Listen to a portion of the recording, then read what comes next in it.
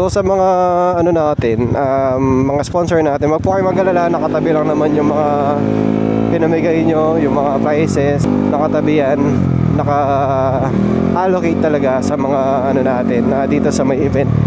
May mga nag-send na rin sa akin si Asis Jam, shoutout sa iyo Asis Jam. Active, syempre, Active Sportswear, ayan. Hinihintay ko na lang yung mga t-shirts, I mean mga riding jersey.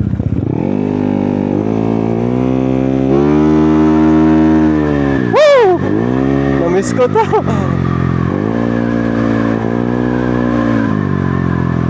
Tapos sino pa ba? M-Works, shoutout sa iyo, thank you. GarageWorks, thank you din. Sino pa ba yung mga actually yun pa lang kasi yung iba halos voucher naman.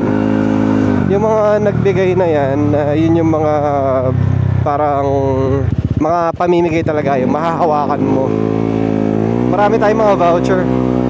Pop Shack Attack, naroon na yan. Diyos ko po, main siguro natin yan. Parang siya yung main natin na sponsor since napakaraming voucher. Almost, alam ko, minimum 15 vouchers ang pamimigay niyan.